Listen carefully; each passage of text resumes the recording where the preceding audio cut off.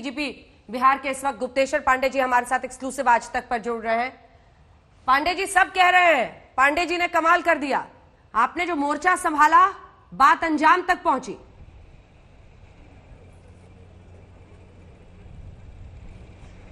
अंजना, मैंने कोई कमाल नहीं किया। ये बाबा भीमराव अंबेडकर का जिसकी बात हम सुन रहे थे, बाबा भीमराव अंबेडकर का बनाया हुआ ये संविधान है। देश कानून से ही चलता है, संविधान से ही चलता है। और सर्वोच्च न्यायालय, माननीय सर्वोच्च न्यायालय इस देश की सबसे ऊंची शीर्ष अदालत है। दो ही इशू थे इसमें अंजना। एक इशू था कि बिहार पुलिस ने जो केस किया उसका वो वैलिड है कि नहीं, करना चाहिए था कि नहीं, उनको जुरिस्डिक्शन है कि नहीं।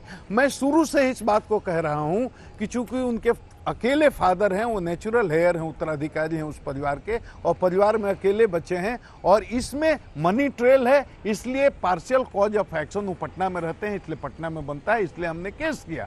और दूसरा ये इशू था कि हमको इन्वेस्टिगेशन करने का राइट नहीं है। तो जब एफआईआर कर लेंगे तो इन्वेस्टिगेशन करना ही होगा, वो राइट है।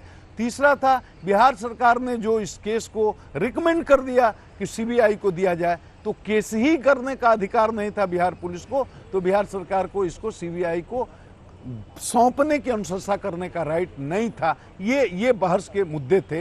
ये सब मामले सेटल हो गए माननीय सर्वोच्च न्यायालय के आदेश से। मैंने कोई कमाल नहीं किया, पूरे देश ने इस बात को देखा। मैंने लड़ाई जरूर लड़ी, और इसलिए लड़ी कि बिहार का बेटा था, और इसलिए लड़ी कि मुंबई पुलिस ने जिस तरह का आचरण करना शुरू किया उससे मेरे मन में संदेह होता गया, क्योंकि सब कुछ ठीक ही ठाक चल रहा था। एफआईआर करने के बाद उनका नॉन कोऑपरेशन मूवमेंट चला, उसमें भी कोई आपत्ति नहीं थी। लेकिन 12 बजे रात्रि को जब हमारे आईपीएस अधिकारी को कैदी की तरह ठप्पा, मैंने जिंदगी में न देखा है न कभी सुना है कि आईपीएस अफसर को इस तरह से ठप्पा लगा करके मध्य रात्रि में क्वारंटीन किया जाता है। उस दिन से मेरे में संदेह हुआ कि जरूर कहीं ना कहीं गड़बड़ है। उसके बाद मैंने फ्रंट लाइन पर आकर के बहुत एग्रेसिव होकर के मोर्चा खोला, और मुझे इस बात की खुशी है, और मुझे ही नहीं पूरे बिहार के लोगों को खुशी है, और मेरे बिहार ही नहीं, मैं मानता हूं पूरे हिंदुस्तान का सेंटिमेंट जुड़ा हुआ था इस मामले से। तो बिहार नहीं, पूरे देश की जनता को ये खुशी है कि माननीय सर्वोच्च न्यायालय का फैसला हम लोगों के पक्ष में आया है।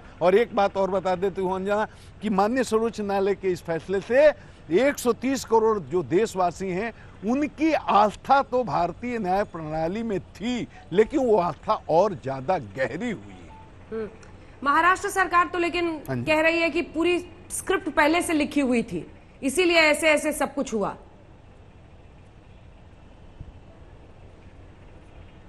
देखिए, सरकार की टिप्पणी पर अंजना, कोई सरकार की टिप्पणी पर मेरा कमेंट करना उचित नहीं है। मैं ये कह नहीं सकता। बहुत लोग बहुत तरह की बातें कर रहे हैं, आप देख ही रहे हैं। अब कहने वाले तो बहुत तरह की, अब सरकार कोई सरकार कर रही है तो उस पर मेरा टिप्पणी उचित नहीं है। लेकिन देश की सबसे शीर्ष अदालत की बात को भी अगर हम न माने और उस पर भी अगर हम टिप्पणी करें, तो फिर तो देश में कानून किस लिए, देश में संविधान कैसे किस लिए, और देश में फिर किसी अदालत की क्या जरूरत है? जिसको जो मन करे वो अपना फैसला अपने घर में कर ले, अपने अपने सूबे में सभी मुख्यमंत्री अपने हिसाब से फैसला कर लें, तो फिर अदालत की जरूरत क्या है? फिर हाईकोर्ट की, सुप्रीम कोर्ट की जरूरत क्या है? मैं इस पर टिप्पणी नहीं करना चाहता, मुझे माफ कर दीजिए। पिता का दर्द, क्योंकि आप पहले ऐसे व्यक्ति थे जिनके साथ पूरा केस उन्होंने डिस्कस किया और एफआईआर तक आप लोग इसको ले गए। उस पिता का दर्द, उस पिता पर न जाने कितनी बार उंगलियां उठी गुप्तेश्वर जी, और आप भी एक पिता होंगे, आपको भी एहसास होगा कि किस तरह से एक तो बेटा खोए, उसके बाद से चारों तरफ से कीचड़ उछालने की कोशिश थी परिवार पर ही, उस पिता पर।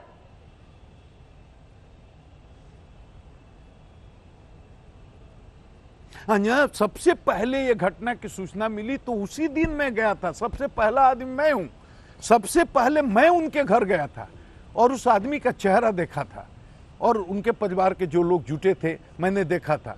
आधा मर चुके थे वो, किस तरह से संभाल कर मैंने बैठाया था। 10 मिनट बात वो करने की स्थिति में नहीं थे।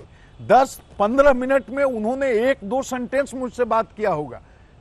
आधा मर चुके थे वो। उनकी आंखों के दर्द को मैंने देखा, उनके अंदर की छटपटाहट को मैंने देखा, और मैंने संकल्प किया कि अगर कुछ गड़बड़ हुआ है तो मैं इस मुद्दे को, लड़ाई को लड़ूंगा। और लड़ा मैं। यहां राजनीति करने के लिए, नाटक करने के लिए बहुत लोग हैं, लेकिन सत्य के साथ खड़ा होने के लिए, न्याय के साथ खड़ा होने के लिए ये बहुत कम लोग होते हैं।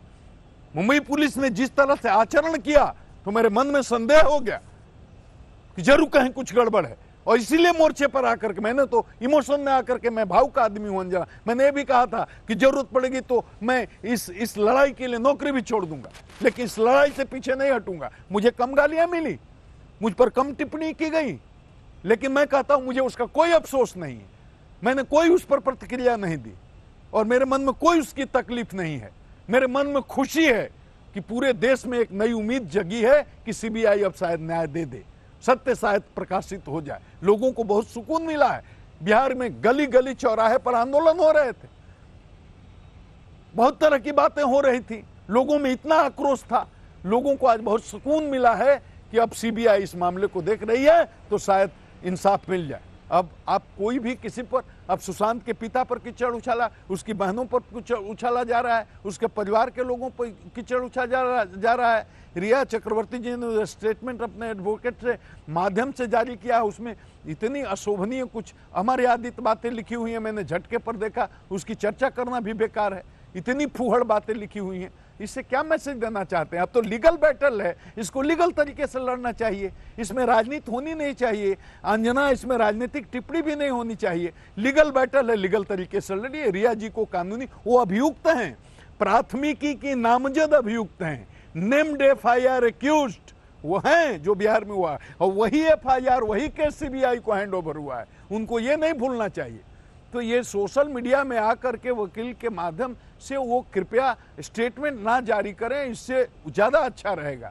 मैं आपके माध्यम से उनको सलाह देता हूं, हमको कोई उनसे दुश्मनी नहीं, बिहार पुलिस की कोई दुश्मनी नहीं, हम किसी को फंसाना नहीं चाहते। हम सिर्फ चाहते थे कि हमको अगर नहीं करने दिया गया तो मुंबई पुलिस भी ना करे, ये सीबीआई करे। और माननीय सुप्रीम कोर्ट ने ये मौका दिया है, ये आदेश दिया है, इसलिए सुप्रीम कोर्ट का मैं इस निर्णय का ये स्वागत करता हूं।